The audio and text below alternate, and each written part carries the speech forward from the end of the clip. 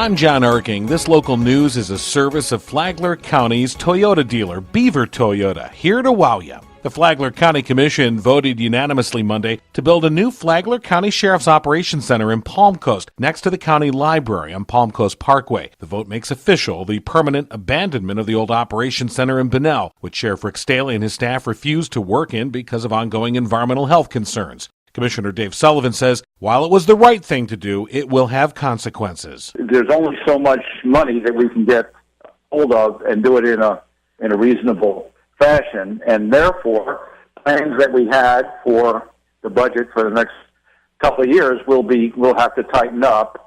And as an example, we had a number one choice of getting some additional grants to build the South Library in Bunnell, where we already had purchased property, and those are going to have to be put for a while. As for the old Ops Center, Commission Chair Donald O'Brien says its fate remains uncertain. We don't know how long it's going to take until we have final results on all these different tests that are still outstanding, and after that, then we'd have to make a decision what to do as far as mitigating the building or not mitigating the building, and how to move forward from there.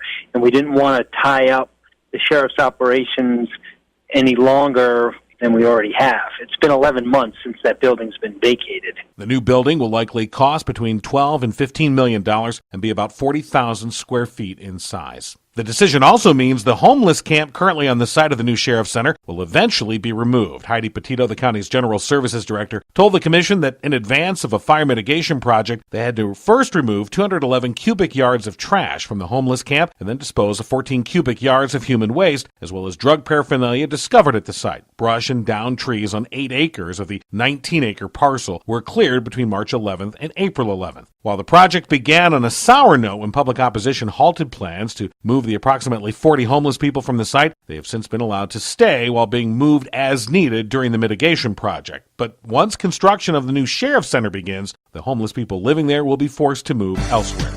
Meanwhile, Flagler County commissioners have agreed to keep Jerry Cameron on as Flagler County administrator for an extended period, voting unanimously to suspend the search for a permanent administrator for the time being. Cameron says the vote was not really a radical change in course. I never had any clear expectation on time when I got here.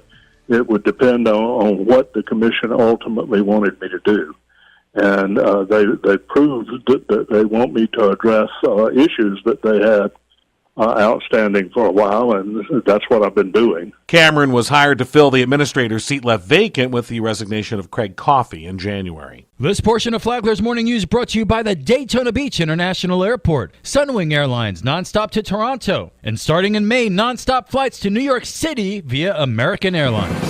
And the 14th stolen vehicle spotted by a license plate reader leads to the arrest of a 23-year-old. With more, here's Tony Magoo. On Sunday, the Flagler County Sheriff's Office was alerted that a license plate reader read the tag of a red Honda CR-V that had been reported stolen in Flagler County.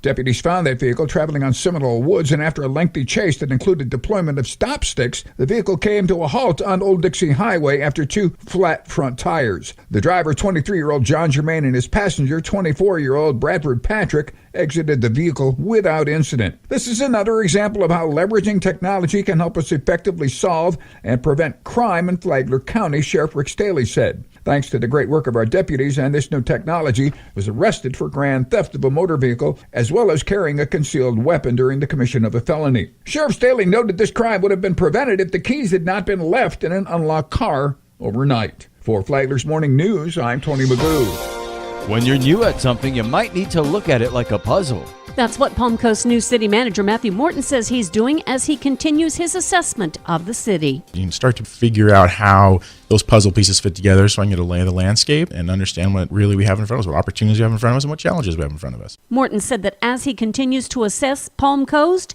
he sees nothing but opportunity. I'm eager just to contribute to that and keep that success moving forward. Morton said that leadership from the mayor and the council to state representatives will move Palm Coast in the right direction. Tomorrow, Morton talks about problems, challenges, and issues in Palm Coast. From the WNZF Newsroom, I'm Deb Albertson. And now you're up to date on Flagler's Morning News. I'm John Erking.